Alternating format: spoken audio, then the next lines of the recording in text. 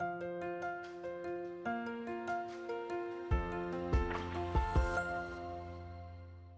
everybody, this is Pascal from Neutrality Studies, and today I would like to share with you a talk I gave at Temple University in Tokyo, where I was invited to present some of my neutrality research.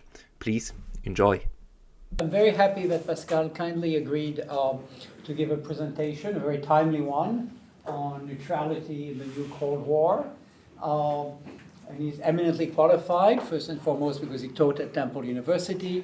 He's done a lot of research, studied at the University of Freiburg, and is now at the University of Kyoto, one of Japan's former imperial universities, in the former imperial capital. That's something that I think people in Kyoto never forget to mention. They still think it's the real capital. It's just temporarily borrowed to Tokyo. So, without further ado, brevity is the soul of wit, as Shakespeare said. So you came here to listen to Pascal, not to me. So just a few things. If you didn't get invited to our events and would like to, send me an email or ask for my business card and we'll add you to our list. You're on the record, I take it. Okay, so on the record. And welcome. Thank you so much. Well, thank you very much, Robert, and thank you very much, everybody, for joining today. It's my great pleasure talking to you about the subject that I've been researching for the last 6 or 7 years since my PhD, basically, which I did at the National Graduate Institute for Policy Studies, which is not too far away in Roppongi. I've been interested in this topic partially because, well, I'm Swiss, and if a Swiss studies international relations, why not make it about neutrality and keep it easy for everybody? But moreover, because during my PhD, I realized that there's a lot that could be unearthed. And one of the important things is that we don't have in international relations any kind of theory or not even a theoretical framework of how to think about neutral states or neutral actors in international relations. And I've been working on that, and one of my main goals of the next 3 or 4 years will be to actually write that kind of theoretical approach, how to look at actors that kind of, when there's a war, they don't join either side, and when there's no war, they also don't join alliances, or just the ones that do other things. In international relations, we often use the term hedging in order to describe states that kind of do play with both sides, but that terminology is inherently imperfect, and there is good reasons why it would make sense to conceptualize states that are not completely committed in an alliance as something else. And I would like to go through this with you and kind of give you an intellectual, my approach at how to think about states that don't want to commit completely. Some states call themselves outrightly neutral, other states don't. But my claim is, if we look at it from a theoretical perspective, it makes sense, especially when we look at it from the viewpoint of these states. So what I want to do is I first introduce a theoretical framework that I'm working on. I will interlace this with 3 case studies that I would like to present to you, and then hopefully in the end come to a conclusion within 45 or so minutes in order to have still time for conversation. And I hope not... one thing I must say, one thing that I learned especially during the PhD, is how valuable it is to present things, to talk and to present, and then if things are imperfect, you have discussions and you make this part of the research process and of the thinking process. So thank you, and I look at this as a thinking together kind of event. So anything that strikes you as weird or as off, please do bring it in, and I do hope we can discuss this. So the task would be for me to give you a kind of a useful way of how to think about neutrals. And I put neutrals in quotation marks because neutral is inherently difficult to define as a concept. It's a very fuzzy concept because you have as many different neutralities as you have neutral states, and even more than those, because you also have those states who kind of behave neutrally but don't even want to call themselves that. And if you ask a Swiss, an Austrian, and a Turkmen who are all like live in neutral countries that call themselves neutral, they will give you 3 different definitions of what their neutrality means. And if you ask a Swiss from today, from 1960s and from the 1920s what their neutrality is, they will have different definitions because it changes over time as well. Much of what I'm going to talk about is either in a book that I recently edited together with 2 colleagues called Neutral Beyond the Cold, where we were looking in like 16 essays with other scholars at places that are currently neutral or kind of leaning toward neutrality, and we had the fortune of publishing this, of finishing writing and everything in January 2022, right before basically everything started changing with the invasion of Ukraine, of course. But it was one of the first attempts at trying to look at neutrality beyond the Cold War, because a lot of the studies end the narrative with about neutral states in 1990 or 1991. And then the other one is an article that came out last week in Foreign Policy in Defense of Neutrals, where I kind of make a couple of the arguments that I will present to you here. So if you want to reread that, you would find some of it there. And you might see from the title also that I'm personally in favor of using neutrality policies as a way of trying to help stabilize the international an international system. But I will get to that. I will make 3 arguments and try to support that or show you why I think of neutrals like this. 1, neutrality doesn't go away; it just changes shape over time. Secondly, neutrality is anywhere and everywhere a reaction to conflict, not something sui generis. It doesn't come out of itself. It's inspired by something else that happens.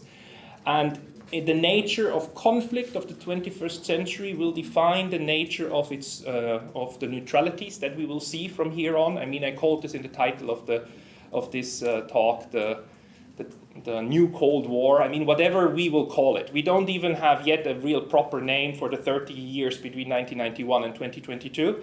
We were living in the post-Cold War era. We're still in the post-Cold War era, but there's good chances to believe that, the international system is now changing, and we will probably give a proper name to the post-Cold War. I do dearly hope it's not going to be the second interwar period. I don't know as what we will remember it.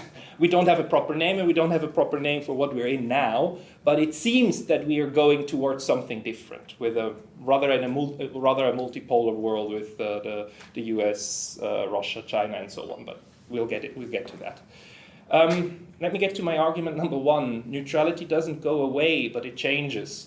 Why do I say that? It's because whenever there's one of the big kind of changes of the international system, it regularly happens that you get these texts that will proclaim the end or the decline of neutrality. So this is a very important book, a very good one actually, from 1953, Niels Ervik, who wrote his dissertation about the decline of neutrality between 1941 to 1914 to 41, and he ends it with, in this new world where the United Nations governs over everything and war is outlawed, neutrals will fade away. I mean, the old concept of neutrality will go away and it will be part of history. Well, along comes the Cold War. We have new neutrals. We have Finland, we have Austria, we have Yugoslavia, we have a non-aligned movement. But then the Cold War ends, and a Swiss historian that I actually also like, but I just don't agree with him, wrote a book called The Dead End Neutrality. He published it in 1997, so most of these things were written around, 93, 94, 95. Basically making the argument that now that the Cold War is over, unipolar world, I mean, we don't have communism anymore, you don't need the neutrals will go away, this is the end, and even Switzerland should finally get over it and realize that it's useless, so just get rid of the policy, join the EU, join NATO, and so on, because it's over anyhow. And sure enough, in 2023, we have articles again which say that in the new world, neutrality is obsolete in the 21st century. It doesn't make any sense. We live in a completely different environment. So it will go away. It's just a question of time until those remaining neutrals will realize that. And it's quite fascinating, with a certain regularity you find this. But then if you look at what happens to neutral states, or when neutrality comes up, you actually find that it is wars that birth neutralities. Swiss neutrality is an outcome of the way the Napoleonic Wars ended in 1815 at the Congress of Vienna, and well, Switzerland stuck to it for 200 years. But it was decided in 1815 in Vienna and put into writing, and became the first time that a neutrality was like codified under international law. The civil war in Netherlands, Belgium, the Belgian Revolution was the moment, or was the reason why Belgian neutrality was born in the late 1830s, and that one lasted until 1914 and was ended by the First World War. The Belgians stopped being neutral when they were invaded by the Germans, and that was the reason why the British and the French then declared war on Germany, and at the start of the First World War. But that First World War actually gave rise to Danish and Norwegian neutrality, who both stayed neutral together with a couple of others. But the Second World War destroyed those two. The Danes and the Norwegians never were neutral again, because they were both then invaded in the Second World War. But in the Second World War, we had the Irish, the Spanish, the Portuguese, and the Turks that remained neutral. Now, as soon as the Second World War was over, the last three, they basically gave up their neutralities, but the Irish maintained it, and the Cold War then started. They joined NATO and are not considered neutral anymore, but then we had in 55 and, well, in the late 40s and early 50s, then the Austrians, the Finns, and of course the Yugoslavs that kind of start being neutral or non-aligned. And I sometimes use these words interchangeably, although there is a difference. We might talk about it. And the Austrians, the Finns, and the Yugoslavs were very important neutrals during the Cold War. Without the Finns, who were kind of running a pro-Soviet neutrality, we might not have had the Conference for Security and Cooperation in Europe in '75. That very most important kind of joint exercise to actually come to an agreement of how to structure North Atlantic security from the US all the way to Siberia, where you had 50 foreign ministers meeting. The Conference for Security and Cooperation in Europe, CSCE, was a milestone of cooperation in the Cold War, a milestone of détente, and it came along because the Soviets told the Finns, "Can you please pitch it to the Americans and the Europeans? Because if we do it, they won't do it anyhow." And the Finns did that. They sent out invitations, said, "Hey guys, in '69, '70, we should talk." And then you had some neutral cooperation and collaboration to make that thing a success. So the Finns were actually quite important. And of course, we enter now the current era, 2022. The Finns are not neutral anymore. The Swedes also said they want to join NATO. And some observers take this as a sign that neutrality is again in decline. But, well, no, it's more or less just some neutrals leave, but others are usually born. So the question is not, will we still have neutrals? The question is, who will be neutral, and in what sense? In what sense will they be neutral? So that's what I would want to work on also with you. What neutrality? What are we talking about?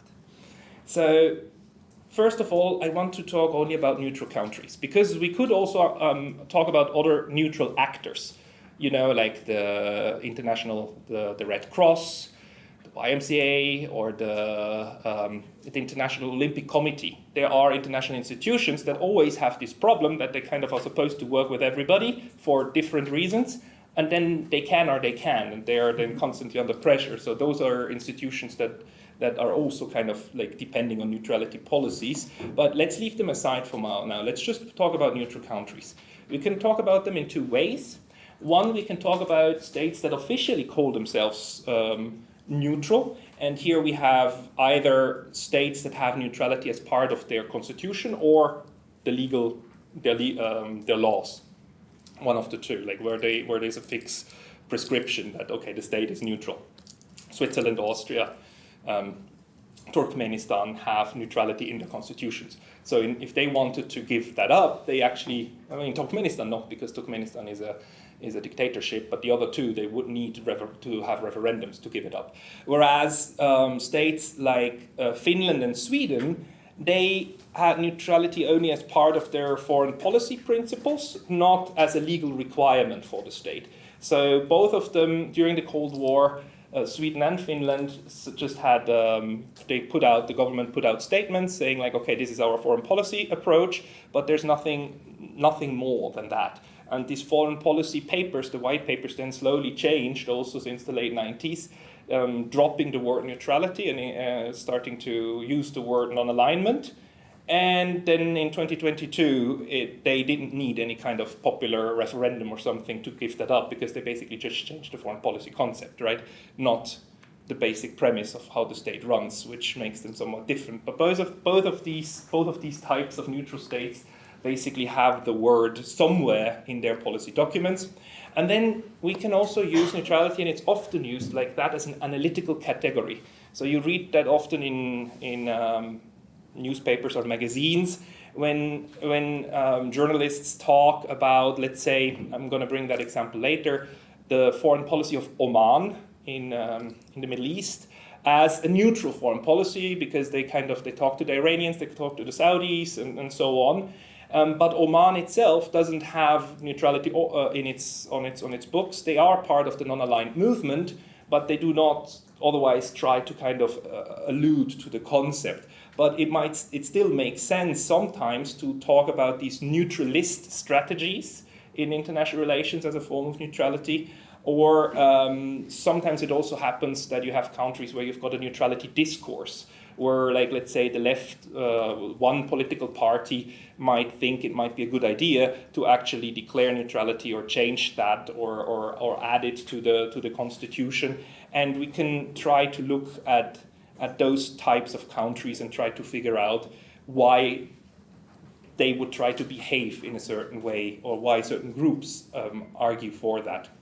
And again, we just leave non-state actors like out of the picture for the moment. So I think the most important thing that I want to kind of propose of how to think about a neutral position from a theoretical viewpoint is that we often we have this attitude of thinking of neutrals as being caught between two sides, being in the middle. And actually in Japanese, the word, and Chinese too, the word for neutrality literally means to stand in the middle. Churitsu, stand in the middle. But my point is, this is not a very useful way of imagining what neutrals are or do. It makes more sense to think of them as a triangle, where the neutral here would be represented as country A, and to the neutral there's two other states. And of course, it's always more. It's always like multilateral, right? But let's simplify it to the core. B1 and B2. And the important thing here is that in international relations, the way that countries are connected is always bilateral. So if all of these countries are bilaterally connected with each other, it forms a triangle, right? B1 and B2 have a relationship between each other, but so does A with B1 and A with B2, right? And the point of the neutral, or that what neutrals then often try to achieve, is to maintain peace while these B1 and B2 are at war, or a little bit less dramatic, at least in a very strong conflict. And this position is, to me, the core of what it means that a state kind of has some form of neutrality policy. Try to maintain a friendly relationship with two countries that currently are unfortunately at war. It's literally being friends with enemies. Of course, not with your own enemies, being friends with states that are enemies between each other. And that is difficult. That's what then always creates these problems that B1 and B2, they will both tell A, why are you supporting my enemy? Why are you trading with the enemy? So a lot of US trade with the enemy acts especially during the Second World War, were then targeted at stopping this, right? You should not trade with the people we fight. And we have like tons of examples of that also in the 19th century. Now, one important thing here is that we currently have three countries, we have war and we have peace. The interesting thing is we don't have neutrality yet. My point is that if we look at neutrality, then neutrality is here. Neutrality is always directed towards the conflict. Switzerland is not neutral to Russia or to Ukraine, or let's say like Switzerland in the Second World War wasn't really neutral toward Germany or neutral toward the United States. It was neutral toward the war that was going on between them. And when it comes to the economy or to diplomacy, then the neutral countries will try to maintain normal relationships. That's a bit the thing. Neutral countries, because they are not at war, they have a normal relationship, and then they will try to continue what they have been doing before and try to prevent being forced to change that, but from either of the two. Now, the third observation that is important is that neutrals are not part of the primary conflict, or they try to not become part of the primary conflict, but they're always part of the larger conflict constellation. They're usually not able to they're never able to take themselves completely out. They will always be under pressure from either of the two to do something in one or the other way. My favorite example is that if there was a man in the moon living on the other side of the moon, and that man in the moon had never heard of the war between Russia and Ukraine, and therefore has no position and doesn't send weapons to either, doesn't sanction either, the man in the moon, we would not call that person neutral. We would call it ignorant, uninformed, like outside, right? But it would not be a neutral position. It would just be a lack of any kind of involvement.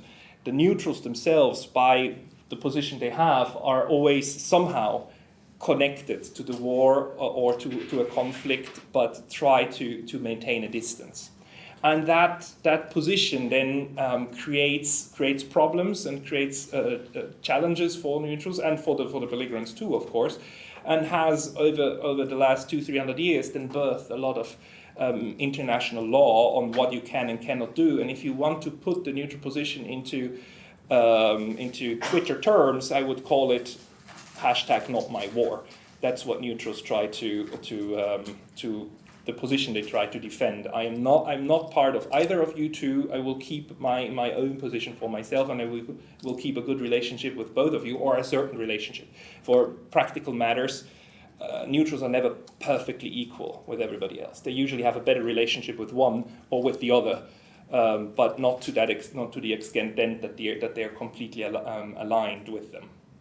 And this is especially true for what you usually call occasional neutrality. Occasional neutrality was a thing, especially in the 19th century, when especially great powers sometimes chose, I am neutral toward this conflict, but not to the other one. The US was kind of very good at that. The US declared South America out of, hands-off Monroe Doctrine. And when it comes to the Europeans, we are neutral. We are not gonna join any wars of the French, the British, or the Russians, or the Germans against each other, because that makes no sense. So the US had a very 150 years of neutrality policy, actually, that they defended quite fiercely, but that didn't mean that the US was peaceful. The US still had its wars on its own continent, and so on. It just meant it chose the fights that it wants to interact with, and then whenever it's neutral, it will claim the rights of neutrality, meaning I have a right to trade with both, with the French and the British, even when they are again at war with each other. And the US was always very, very angry when one of the two belligerents tried to stop US trade with their respective enemies. And this position is, to me, like best kind of captured, or how old it is, just also by looking at the father of realism, or who's considered the father of realism in international relations, who's Thucydides. There's this, anyone who has had an international relations class, you will have read the Melian Dialogue, right? Which is where Thucydides famously wrote, and the weak suffer what they must. It's about the Athenians, this little island, Melos, that was kind of between Sparta and Athens, and then the Athenians send a couple of diplomats there saying, like, dear Melians, you've been neutral now for 40 years, but this cannot continue. You either join us and help us fight the Spartans, or we kill all of you. And then the whole dialogue is about the Melians trying to make the Athenians understand, look, I just don't want that. And and the core thing here is, to me, what the Melians said was, we want to be friends to you and foe to neither. It's like this stereotypical kind of like 2,300-year-old position of somebody trying to sell the idea, just let us be okay with you and the other guy, and you will win something out of that. Well, they didn't succeed in selling the idea. In the end, they were all eliminated, very sadly. So neutrality approaches can go horribly wrong. But it is this kind of this innate kind of part of the structure of how states interact with each other, and how some of them, especially like smaller ones that have nothing to win from a war of others, how they approach international relations. And we have a beautiful example of that in the case of Oman. You know, this kind of country in the Middle East that we don't usually hear something about, which is great. If you don't hear something about countries, that's usually good for the countries. As soon as they are in the media, it's usually not a good thing.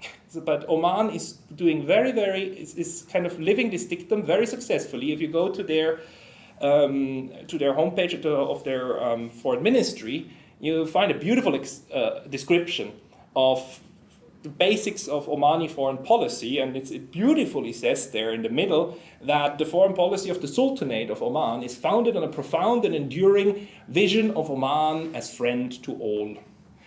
And they've been doing this very successfully for the past 50 years. The JCPOA, the Joint Comprehensive Plan of Action, that was brokered and then led to this breakthrough in 2016 between the Obama administration and Iran to kind of convince Iran to not create a nuclear bombs in return for being again connected to the world economy. That was started. The negotiations for that were started in and through Oman, and just 4 days ago we get another news that Oman is apparently again added, and that there are again negotiations going on in Muscat between a US delegation and an Iranian delegation to find a way to go back to the JCPOA.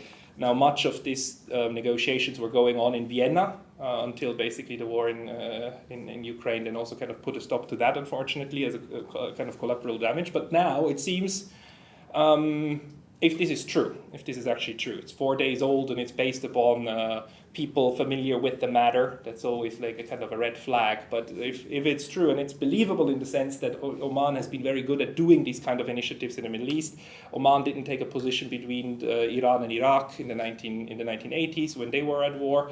Oman kept out of most international disputes, except for the war against Kuwait, when there was actually a UN resolution to stop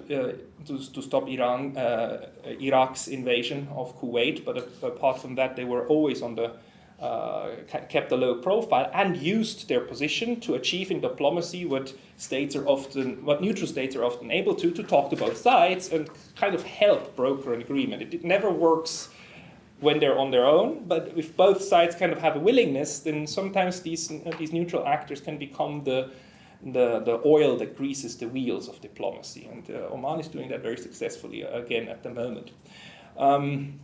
But again, they don't call themselves neutral, but there's a lot of people who analyze it or interpret it as Oman being neutral.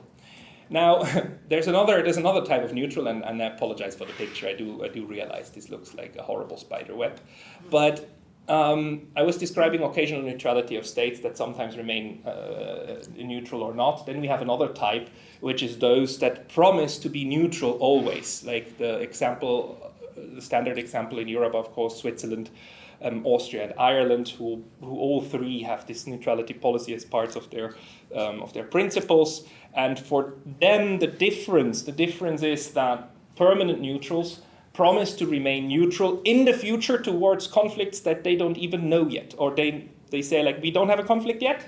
All of my partners are currently in peaceful relations with each other, but this peaceful relation could deteriorate. And even if it does, I will still maintain my neutrality. So that's how even permanent neutrals are kind of motivated, or the core is that they promise something about a future conflict, a potential future conflict. Which leads me to my argument number 2, which is that neutrality is anywhere and everywhere a reaction to a conflict in one way or another, concrete or potential.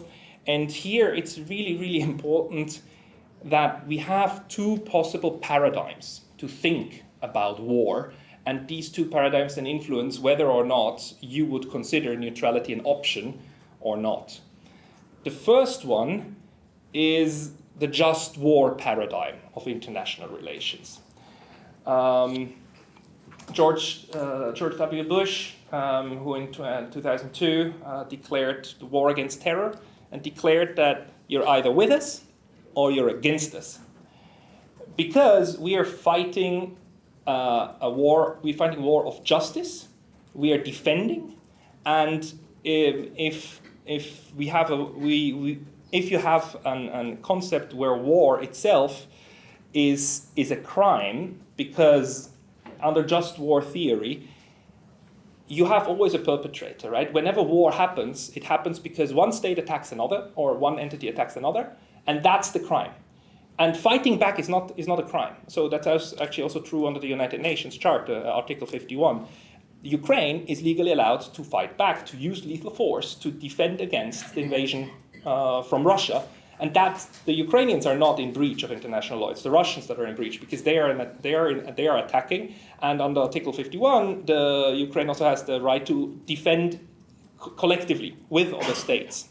So they are not in breach. The Russians are in breach, and the entirety of international relations is such that you always must have an attacker, always an aggressor, and always a defender. And the defender always has the right to defend himself or themselves. The problem is then usually, the war against Iraq in 2003 was also framed as the United States defending itself preemptively against an imminent attack from Saddam Hussein because he has weapons of mass destruction. So defending ourselves abroad is also part of self-defense, therefore it's fine.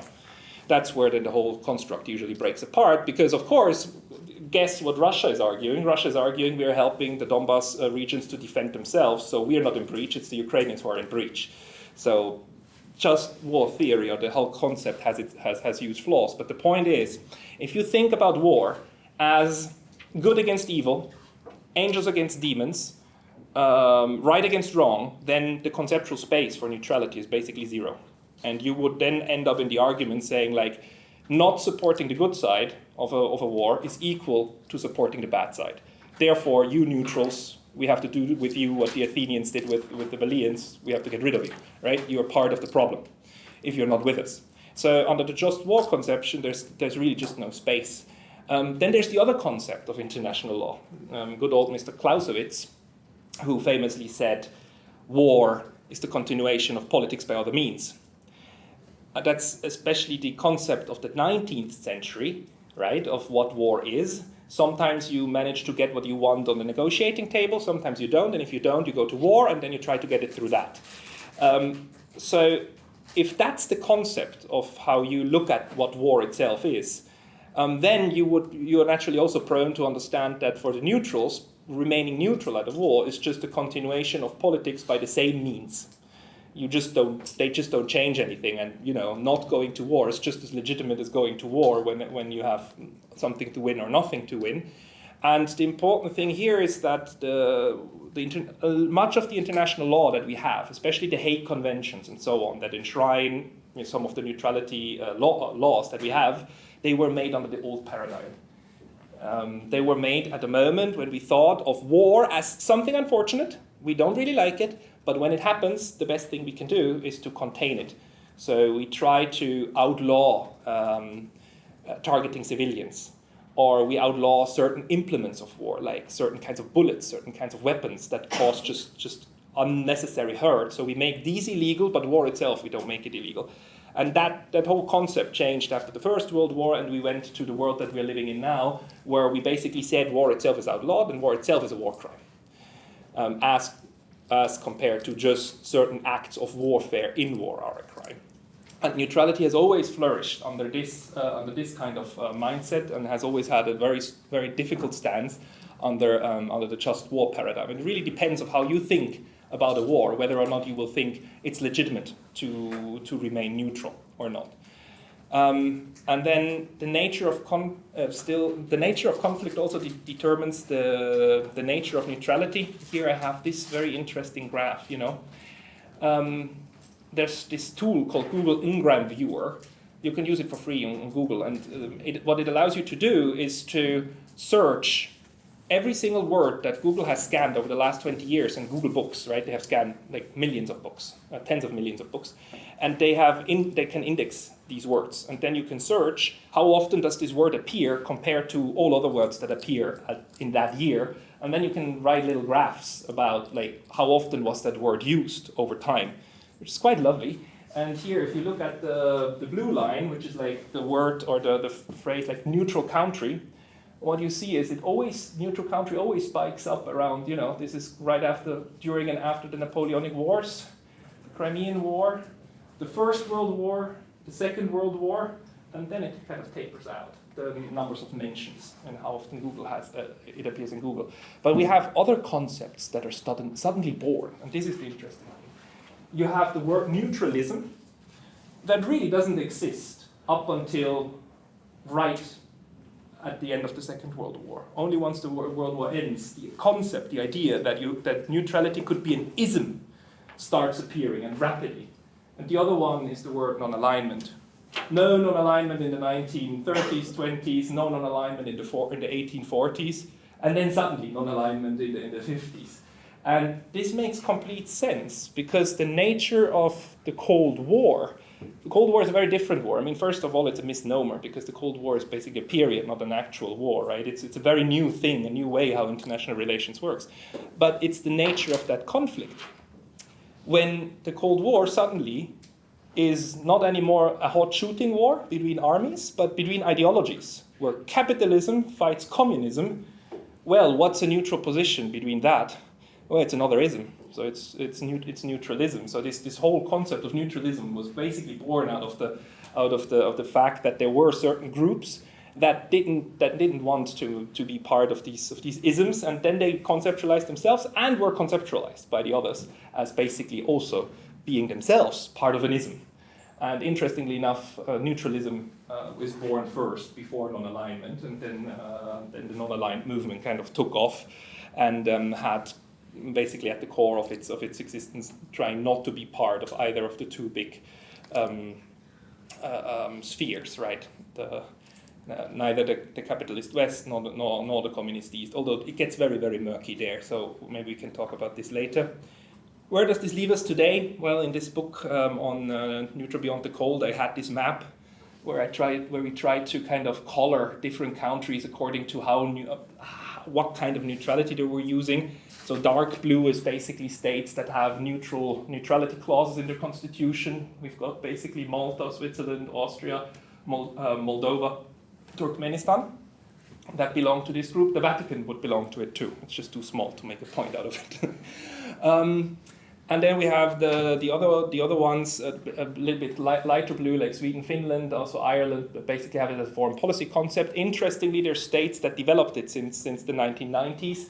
Most importantly, certainly Mongolia, that in 2015, kind of at the UN, declared that, we are thinking now about whether we want to be neutral or not, and have very successfully kind of maintained that at the moment. And we've had discussions inside like a lot of ASEAN countries to revive the so-called zone of peace, freedom, and neutrality that they built in the 1970s and then kind of went into oblivion and kind of started coming up again.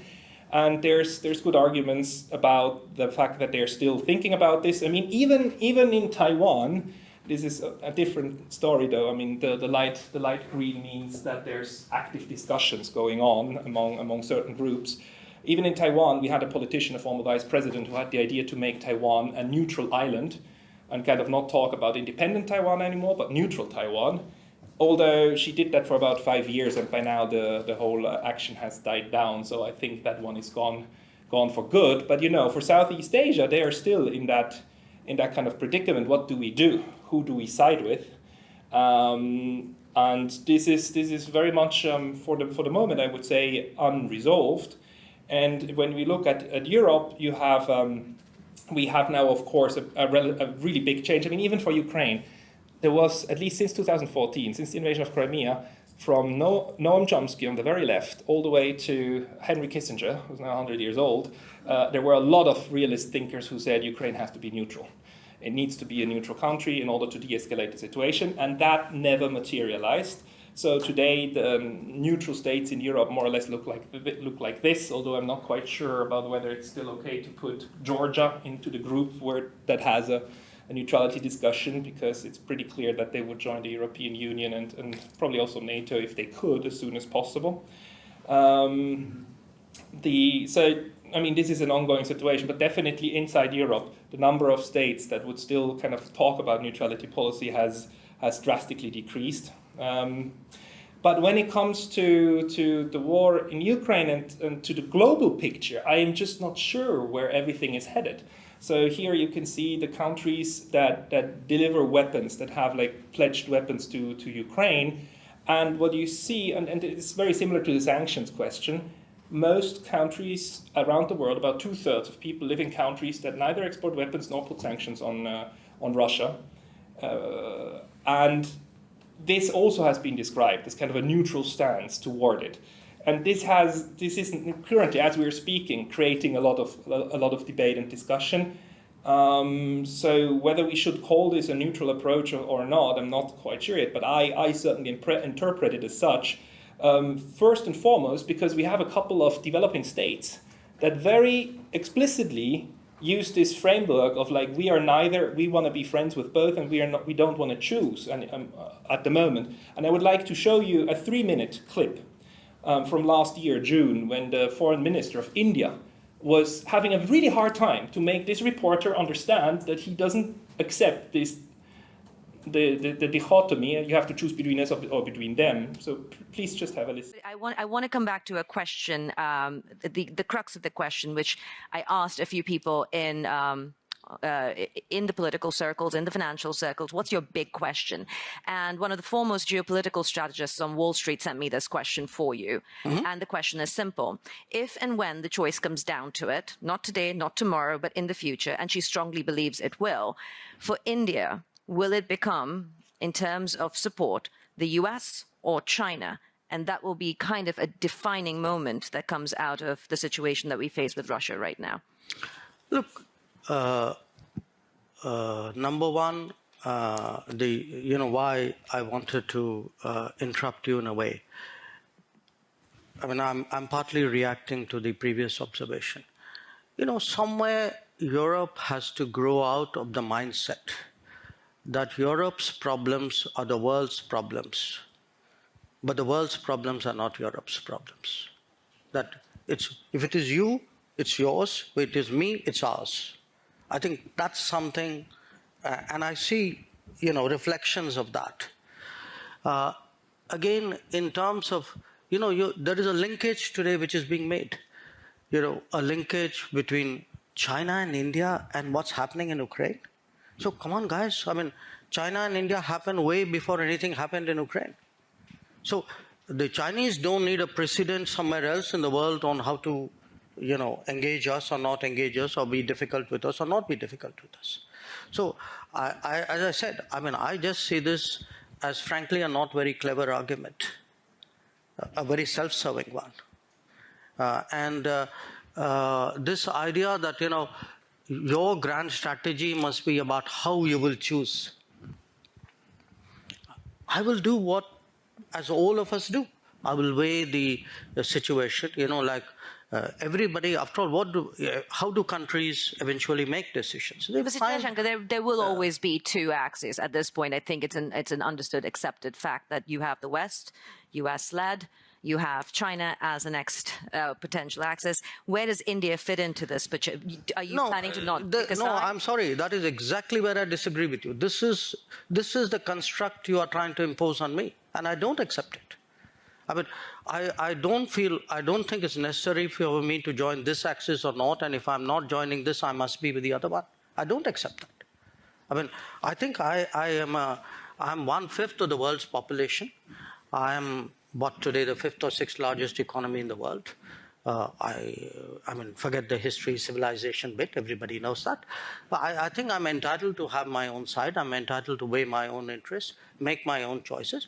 And my choices will not be cynical and transactional, but they will be a balance of my values and my interests. There is no country in the world which disregards its interests. And this line of trying to make Western leaders understand that India is neither with the Russians nor against them, nor with the US nor against them, continues. Just like last week, he was again, this is just 12 seconds, he was again trying to make the point. A lot of Americans still have that NATO treaty construct in their heads. The reality is that is not a template that applies to India.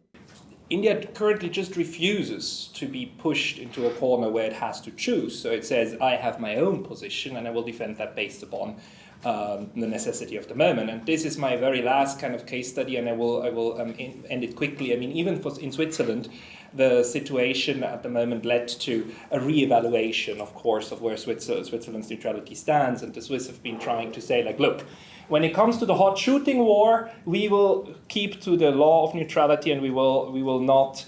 I mean, we will keep to the good old laws, and we will neither allow Ukrainians to cross our territory nor Russians, which is kind of, yeah. I mean, it doesn't really make a lot of sense, but yeah, that's it. But when it comes to the morals of it all, we will choose side. I mean, Switzerland has put sanctions on Russia, exactly the same as the EU, and the Russians have been quite angry about that, and economically, but also politically, like morally, like they support the defense of Ukraine at the moment. I mean, this is our Minister of Defense meeting Mr. Stoltenberg, and Switzerland has been trying to signal very much that morally they support the cause of the alliance and of defending Ukraine, but legally they don't. So they've refrained from actually sending weapons, and actually for the third time Parliament has rejected the idea of changing Swiss laws to allow for sending weapons. What's this? But lastly, this kind of Switzerland, the Swiss, some part of the political groups standing very much with the European Union has now led to a backlash where like another group is threw in a referendum saying like, okay, we want to vote about this, and they've started an initiative that Switzerland should redefine its neutrality and should actually for the first time define it in the constitution. Swiss neutrality is 2 times appears in the Swiss constitution, but it's never defined. It just appears as a word. Oh, Switzerland is neutral. Blah. What does it mean? It means nothing. And so these people actually wrote a four-part amendment to the constitution, and they have another 1 year to gather enough signatures. If they get enough signatures, the government has to hold a public referendum, and if the referendum comes through, then these 4 clauses will be added to the Swiss constitution. And this is an ongoing process. The earliest most possible moment is next year, that this could be voted on, probably only in 2025. But we see how the war in Ukraine has also in Switzerland now led to kind of a what is this neutrality, and it will lead to a redefinition. I mean, even in Switzerland, neutrality could go away and anyone can give it up, or it might lead to a strengthening of it, because the people who do this referendum, they say like, no, we have to define our neutrality in a way that it also excludes putting sanctions on other countries, because sanctions are actually a means of warfare, and we shouldn't participate in that. So you have like different visions competing at the moment. So in conclusion, neutrality is moving out of Europe, but probably into other parts of the world in new shapes. Countries with hard neutrality laws keep this foreign policy more readily than those without. Most developing nations are trying to maintain a multidirectional foreign policy at the moment. And in the coming multipolar system, we should probably expect more neutrality policies, not less, but adapted to the conflicts that they will be directed toward. That's what I would... Sorry for almost doing an hour. Thank you very much. Thank you very much.